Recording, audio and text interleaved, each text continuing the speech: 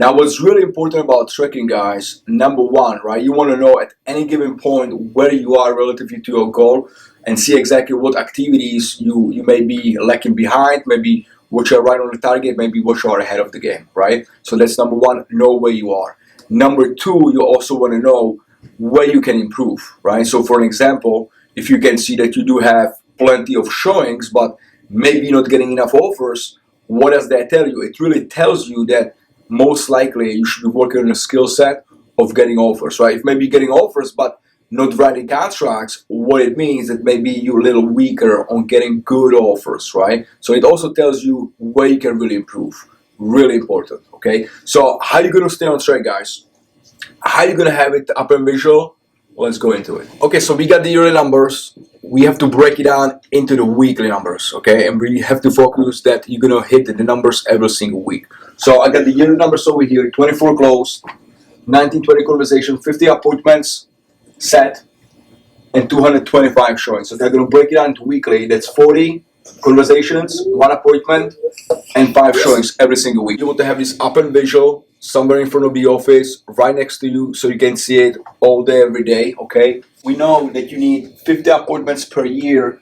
That's 50 working weeks. Probably take 2 weeks off, right? You can always adjust the numbers if you're working, less weeks. You're taking more time off. You just adjust the numbers. So 1 appointment per week. Appointment set, just have number 1. So your focus is just to fill up the blank every single week. Once you do, mark it done, right? Next week comes, you delete that name, you're gonna again from the 0. Now for showings, we know that you need 225 showings per year. That's 5 showings per week, right? Again, put in your work, showings, 1 through 5.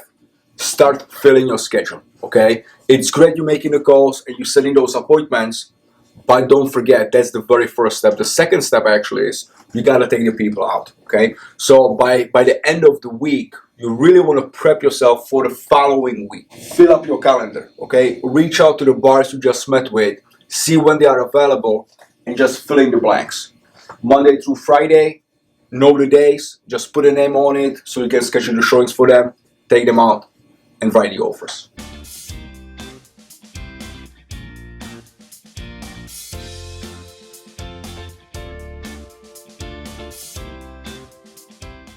One thing what I found really important is quality over quantity. However, you have to go through the quantity to get to the quality, right?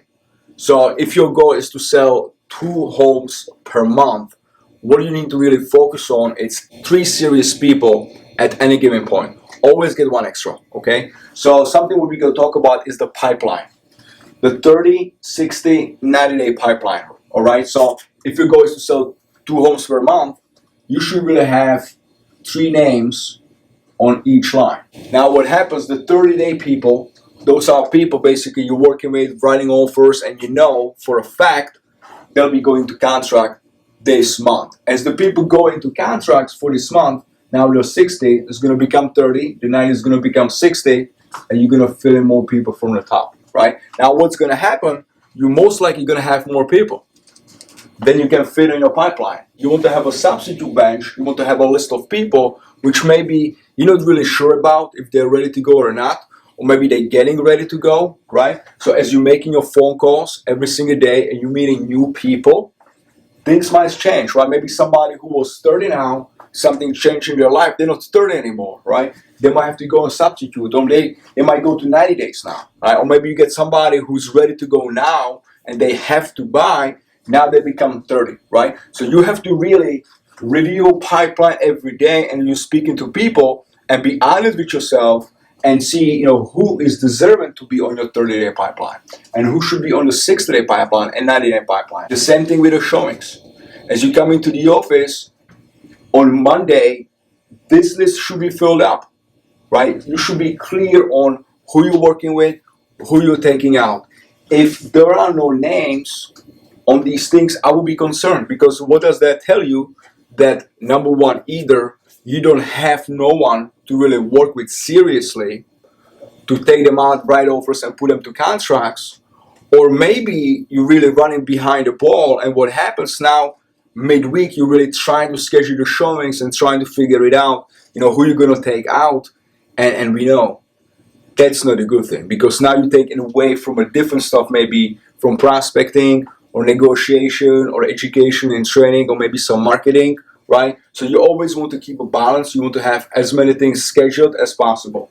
And the same thing for the appointments. If there's a week, 2 weeks, 3 weeks when you're setting no appointments and you're not meeting people, new people to work with, because you feel like that maybe right now you have the right people to work with, yeah, it's maybe okay short term, but keep in mind the real estate, it's always 60 days behind, right? We're like in 60 days behind.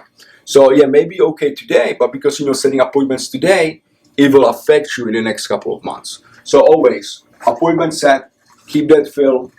Showings, Monday through Sunday, whatever days you're working, that has to be filled up before end of the week for the following week. And your pipeline, number one, you want to stack your pipeline, right? That's important. However, you want to stack it with quality, right? So if you have 3 names over here, you know for a fact these people gonna buy. If you don't have a name over here which you feel like 100% confident that these people gonna pull the trigger, you gotta get on the phone and you gotta have more conversation with people to really create some business, okay? Now, on the other hand, as you know, in our business, you really want to track your contracts and your closings. You want to have some names on it so you know who's on the contract, what deals maybe you have to be followed upon. And also, there'll be some projects, some to-do, some action lists. So I suggest have a tracker for your actions as well for every week. If your coach gave you some homework, write it down, right? If you have to work on your CRM, make sure that's in front of you, right? So that gets scheduled and gets it done. Let me do a quick review. If you jump into real estate or if you're doing this, think about your why you do what you do, what is the bigger picture, where is this profession really taking you, what it means for you, and for the people close to you, what are the goals associated with it, how much money do you need to do to support those dreams, those goals, how many transactions does that translate to, the transaction, what it means in terms of activity wise, what you need to do with the leading activities, right? That's always important, and get it up and visual so you can really make sure that you track this. Just a little tip, maybe not a bad idea to get somebody to hold you accountable. If you don't have a coach, maybe get a coach. If you cannot afford a coach, maybe partner with someone who has similar goals and who also wants to be kept accountable, right? Get in touch with them, put some pain and pleasure behind it so you can really get the stuff done and make it happen. Don't forget, what is your real job is doing the job. And these activities, guys, that's the job, the foremost.